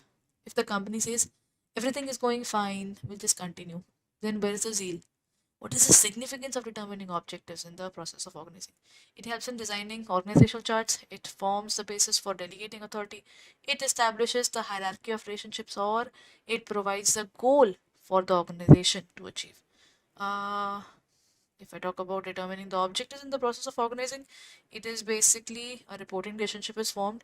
So technically, we're going to talk about it provides a goal for the organization to achieve. Basically, objective does it is basically done by planning, and then uh, organizing will start collecting all the required essentials. कि ये भी चाहिए, वो भी चाहिए, whatever kind of people we need. What should be the organizational structure, right? So that is what the particular portion of organizing will define. And at the same time, acha, think about one more thing. Um, okay. During the war is going on. Then, if you don't define who's going to be the leader, the the battalion will fight in its own self. That is why they are all set. कि देखिए, there is a particular format. Then first of all, the senior most would be brigadier, then colonels, and then the colonels, and then brigadiers are there, and then ultimately there are so many other ranks. Now that means if the highest in the rank is still alive, then they are taking the core. They are taking the entire strategies of working and everything. That means other people doesn't have to intervene. So technically, in the war, even they have decided ki who will report to whom. It happens in the regular day as well. Now you come up with a particular opportunity and you're like, ki nahi, nahi, I think let's wait for the war to come up, and then once someone else is winning, then we'll do something with it. That doesn't happen. You have to decide who's going to be the authority as early as possible, and reporting should be absolutely clear. Okay. Now comes the next point. What is the purpose of job description and organizing process? To determine objectives, to classify activities, to assign duties and responsibilities to employees, to design a hierarchy of relationships. What is the purpose of job description? Job description is what? Describing what to do, how to do, what kind of people we want, and what should be their overall working. Na? Obviously, if I'm going for the job, I need to know what is the profile of the job. Why am I doing that particular job? So we are basically doing it basically to assign duties and responsibilities to the employee. Job specification is like, if I want to choose you, what is your job profile? Then sorry, job specification can be based upon your degree that you would have you got, the skill set that is required for this particular job. That is something we'll be looking forward to assign the duties and then responsibilities. Then, what is the purpose of assigning activities and delegating authority? Why do we do it? To increase confusion, to limit employee capabilities, to enhance employee skills, or to ensure the completion of the specific responsibilities. Uh, they keep, but this happens that there is one particular person is highly untrained. He had nothing in his experience, and all of a sudden he's given a lot of work. For the first 2 3 months, he's gonna cry. He's just gonna be panicked. He's gonna be delayed work. He's gonna face punctuality issues. He's gonna be stressed out so much that he'll be like, "What am I doing in this organization?" Then what will happen?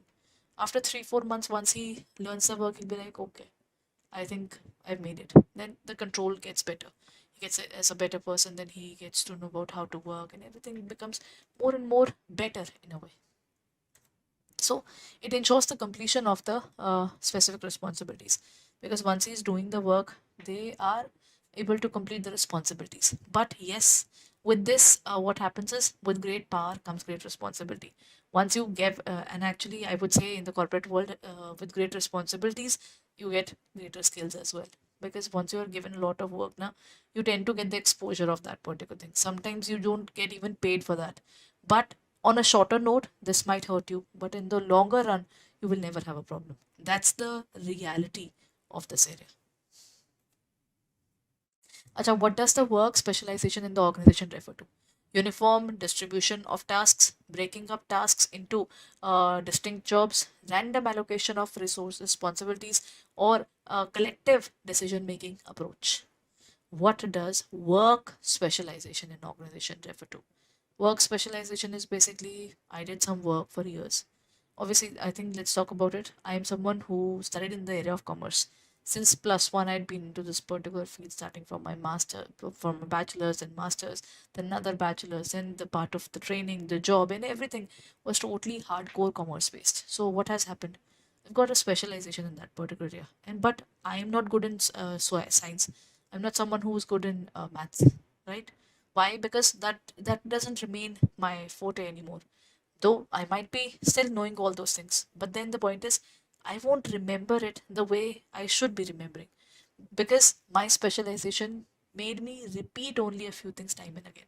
So in this case, can I say the point is going to be breaking up tasks into distinct jobs? What are we doing about this? Work specialization is, you know, the particular job.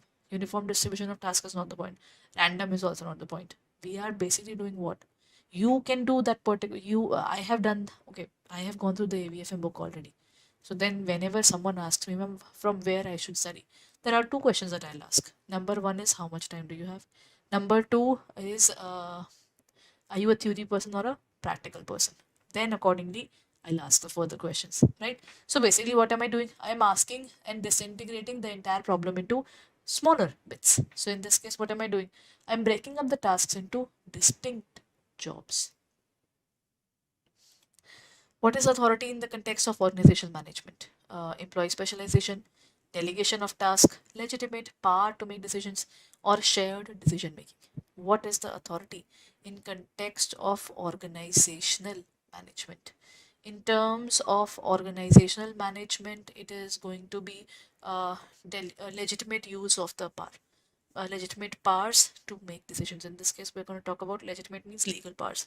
The organization contract of employment has given you this kind of exposure that you can do this particular part.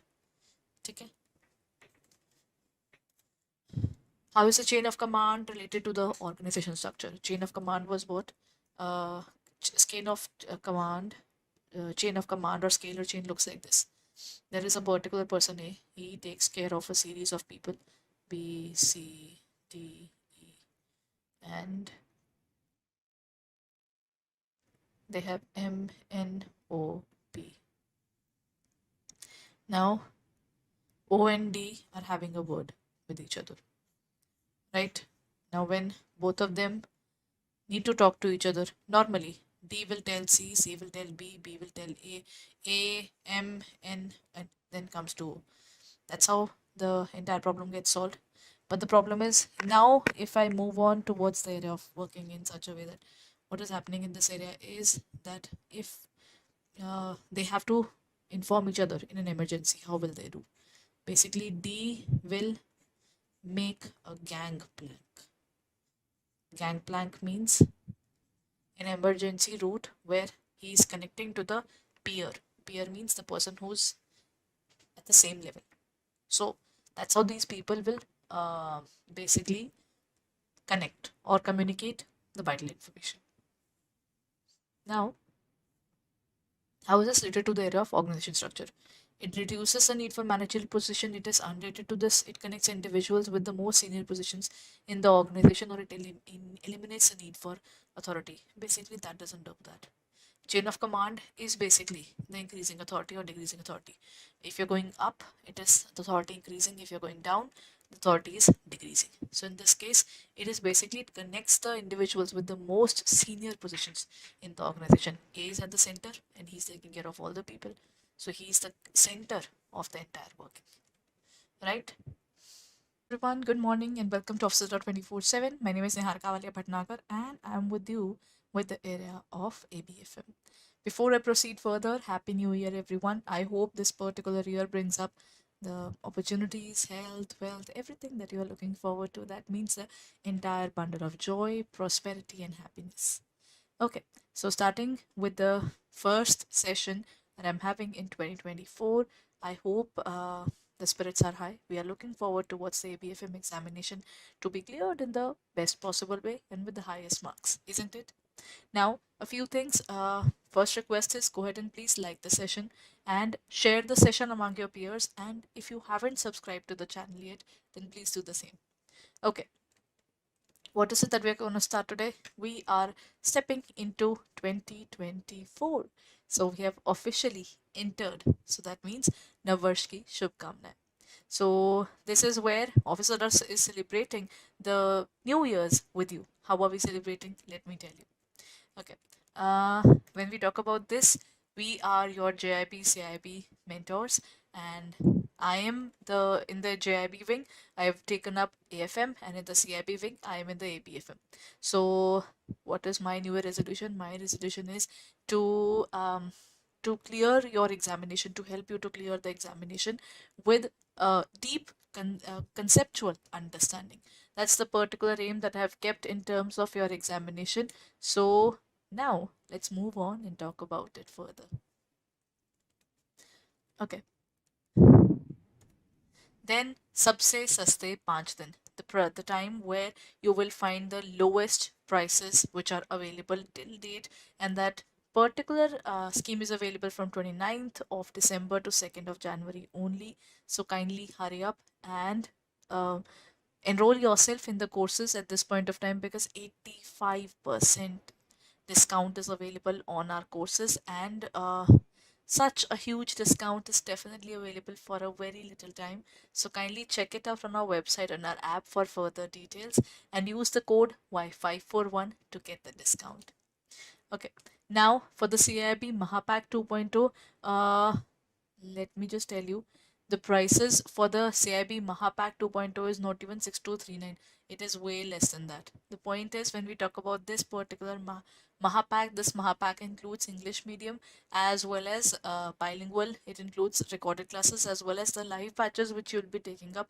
And currently, the double validity of 6 plus 6 months is available. You take it for 6 months and you will get the courses for a period of 12 months. So that particular benefit is available for this time period. So then kindly go ahead and check it out on our website or in our app for all the details that you will find here.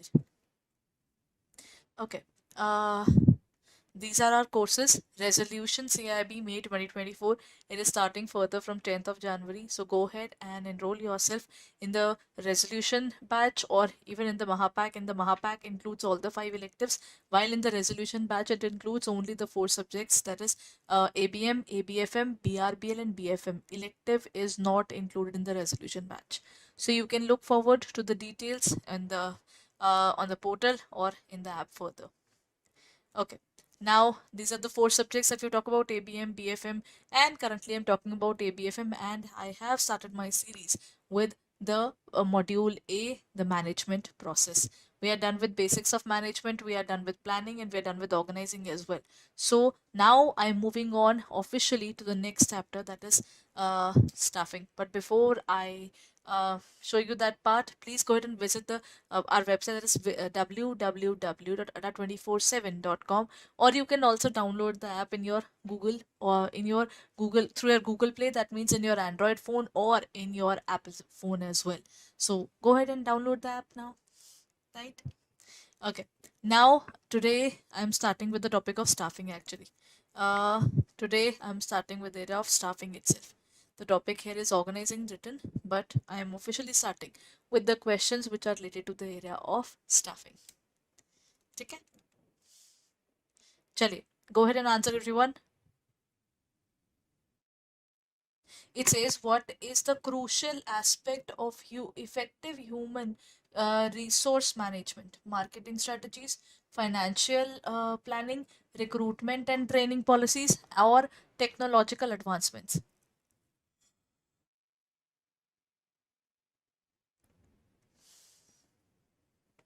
What would be the answer, everyone? What is the crucial aspect of effective human resource management?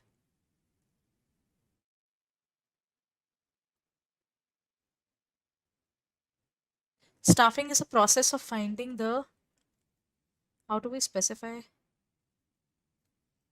Okay, just a moment. You've seen the answer though, but let's talk about staffing. Staffing is based upon 3 R's: person, right job, and right time. We have to find that particular situation where we will be able to put the person in the desired area where he'll be happy, where the organization will be happy.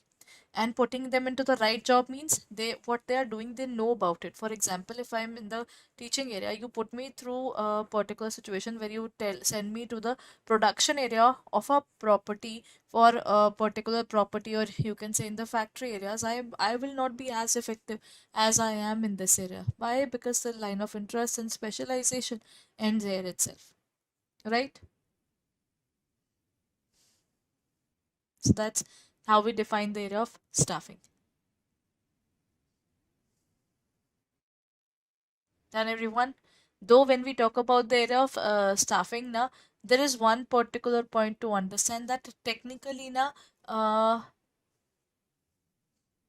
everybody needs a specific break in the particular working, but the organization also provides their healthier working environment where the employees can be working in an efficient manner, and at the same time they are able to coordinate with each other, right?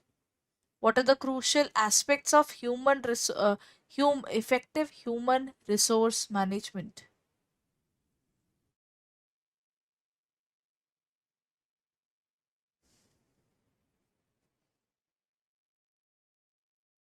And everyone, in this case, what's going to be the answer? What is the crucial effect? The crucial effect was one particular thing. As crucial aspect is recruitment. What kind of people are you putting into the organization? If you're putting the wrong kind of people, they would be such a pain for the organization because they will mislead the organization. They will create a lot of problems. So then is recruitment policies. Done.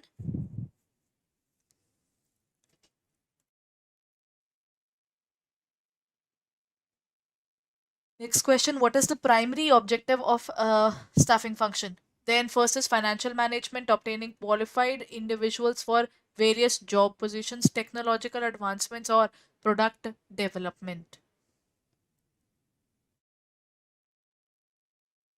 Basically, in the area of planning, we define the objective.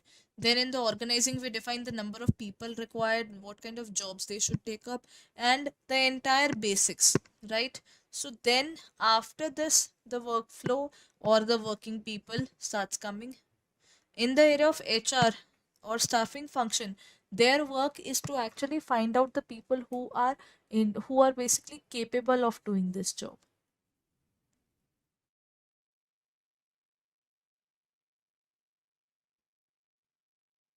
When we talk about this area, that the qualified persons in this area, obtaining qualified individuals, we have to sometimes see that how many efforts a particular person is making from the working itself. Technically, when we talk about the primary objective, it is only staffing function.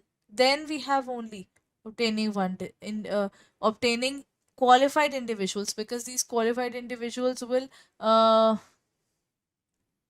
will help the entire organization to grow further. Then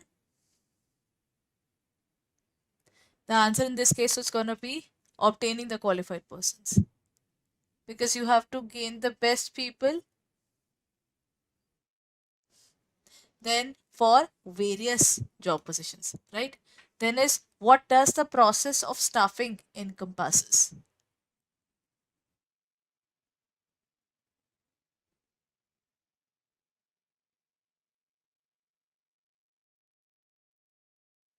What will be the answer, everyone? What is the process of staffing encompass? Process of staffing encompass means to include. What does it include? Financial planning, marketing strategies, personal planning, procurement, training, performance evaluation, compensation, or technological advancement. When we talk about the area of process of staffing, now the staffing is a process of involving the entire organization's people slowly and steadily, who can the person can actually regulate the entire working now. So once in this area you choose a particular person who will be leading, then the leader can definitely go ahead uh, and can give a particular implementation to the plans which have been made by anybody in terms of the working there. So technically, to have a very strong working, the staffing function says कि देखिए, my work is to bring people into the organization, right? So those people basically, when we talk about this process of staffing, first of all, you set up an objective, then you try to achieve the objective by how? By you set up the objective, and then from objective you try to find the best people for the job, and then what will happen? They will definitely execute that specific job. The answer in this case is going to be personal planning, because what kind of people are required, how they are required, and why they are required. Then procurement, getting the people into the organization. Then comes the area of training and development, performance evaluation, and compensation. So all these things are included in terms of the planning or staffing now.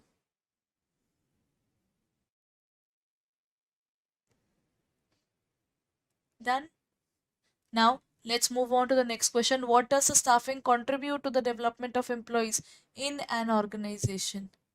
Financial devastating, then financial development, sorry, then is technological advancement, then is maximum potential uh, satisfaction and clear enhancement. What would be the answer according to you, everyone? What does the staffing contribute to the development? Because if I look at this, there are certain countries which are still working in the same situations, but the people there they are super innovative. That's why the organization normally contributes them.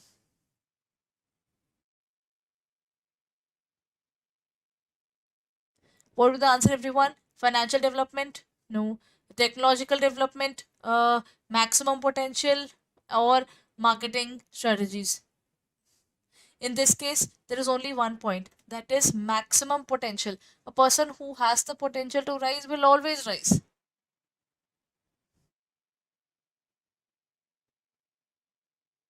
Done?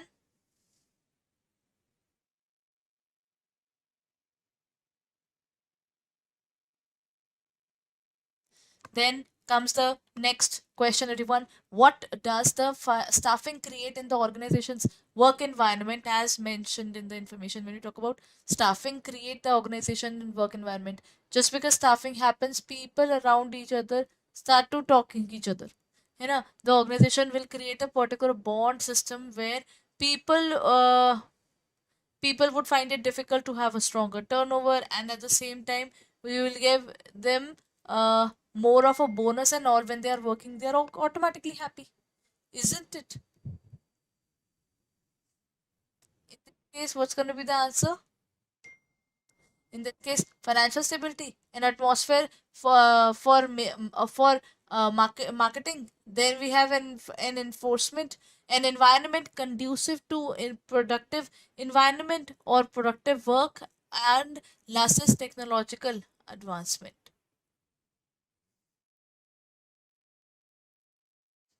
Then what would be the answer, everyone? Financial stability.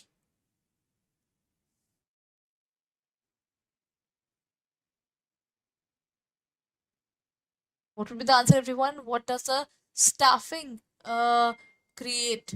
When we talk about staffing, when one particular person is working hard, then you look outside of then when we talk about this area, when one set of people who are working very hard, and then we talk about their rewards and wealth. The company if is paying good rewards, there is no need to have reward.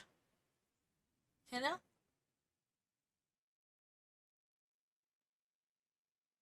In this case, what's going to be the answer? The correct answer is going to be an environment conducive to productive environment, productive work. For example, if I wanted to learn a specific degree or a diploma, then earlier the organizations used to help that particular candidate to get all those things. Now it is getting more and more difficult because that particular thing is no more that popular. So technically, you can definitely work in a manner where you are doing a little above average and you will be honored properly. And now when this thing happens, normally people love their work. That is why they show it like that. ठीक है ना? So now that is something which we can say, when people are productive in their work, automatically their salaries are also increased and increments are applied. And when we talk about the job enrichment as well, in terms of job enrichment, once you enter the job, you get to know a lot of things, and by the time you tend to leave the organization and move on to something else, then that is also a very cumbersome thing. Because what happens is ki when we talk about the entire of banking now, it is based upon purely the bankers. Money is there, but without the banking, in terms of the staffing area, this wouldn't have been possible. Done. Now look at this question. How does staffing consider impact of moral, the impact of external environment? It has no consideration. It focuses on paper. It considers the impact of technological advancements only, or it recognizes the impact of both internal and external environment.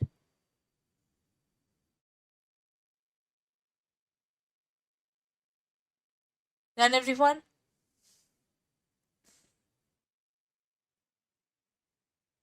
Then what would be the answer according to you, everyone? Staffing considers what? In this case, the correct answer is going to be it recognizes both the external and internal things. So that's why the mistakes that one particular person does, then those particular things can be seen. The restraints which are seen in a similar kind of organization, that is basically a symbol that the same thing can be done again, and so that we have to save our business. And if we want to save our business, then we need more.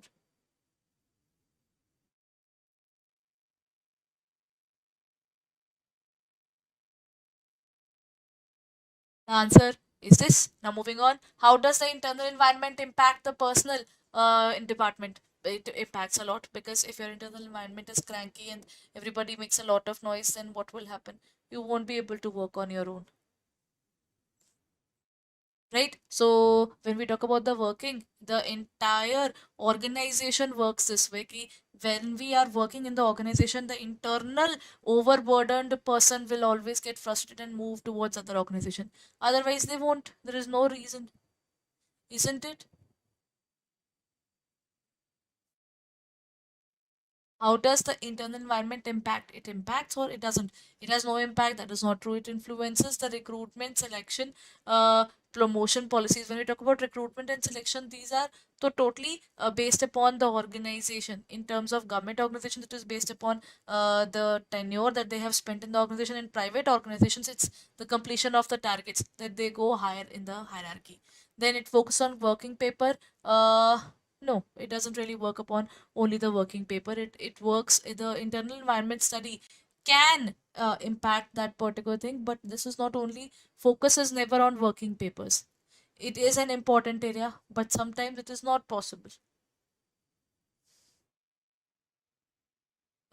Then it when we talk about the internal environment, when we talk about stuffing, then that is, it influences the recruitment selection process, because what happens is one particular person's individual thought process is definitely going to affect this part, isn't it?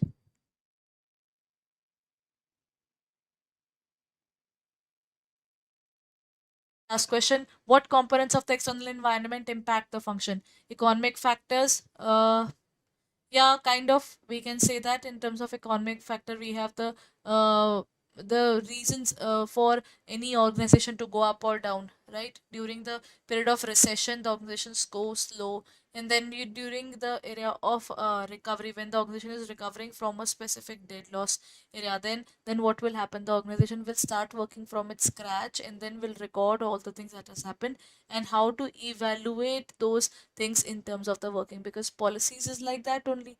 Policies are what? These are basically the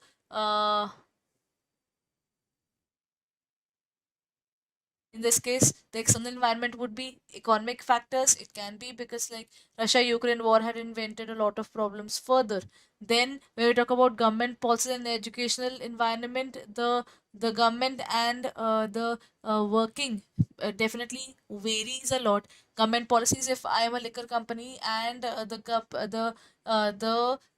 government has said that no more alcohol in this particular area, then you have to move out. Then when we have this kind of thing, then that is government policies. Government has given the restrictions to those organizations. Then is organizational structure. When we talk about the hierarchy, then the factors and the ideologies of the hierarchy definitely has is something which keeps on changing the organization structure. For example, a part of the people, it is organization structure, it has all the seats defined, who will be the VP, who will be the manager, who will be this or that. That is one of the best things to happen with the organizations, if they find the suitable match for their position. So that means if you find a good one person, then your training costs are reduced further and your working becomes way better, right? So that's it. Then the technological advancements are also there. In this case, the correct answer is government, person, education environment. This is one of the most predictable and at the same time, I would say, the most unpredictable working, because government policies have to be they have to keep on changing. Otherwise, what will happen? The entire economy would be hit, right? the black money accumulation, everything else. That particular thing started because the governments were interested in maintaining that books of accounts in a proper manner. So if it is there in the area of accounting that they have to maintain it, why then these government policies and educational policies, environment and everything is similarly important for the JIB as well as the CIB overall as well. मतलब let's talk about the banking area na. In terms of the banking area, even it is very important to know the what are the government policies, what are the RBI guidelines. Everything is very very important if you want to gel up in those organizations, है ना? चलिए, before I end my session, let's go on to our website, that is www.adda247.com. Go on to the area of Adda 24/7, then go on to the area of JIB and CIB. This is where you will find our CIB wing.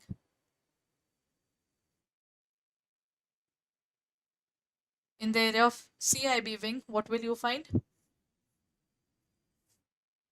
You will find the CIB new batches are starting, everyone. Nishchay as well as resolution batches here, everyone. So the resolution batch is here. This particular batch includes all the four subjects, that is ABM, ABFM, BFM as well as BRBL. You just have to use the code Y541 and you will get a discount of 85% if you are using your app. That means you don't have to pay even 5,000 something. You have to pay 4703, and that too can be further reduced, है ना? So that is there.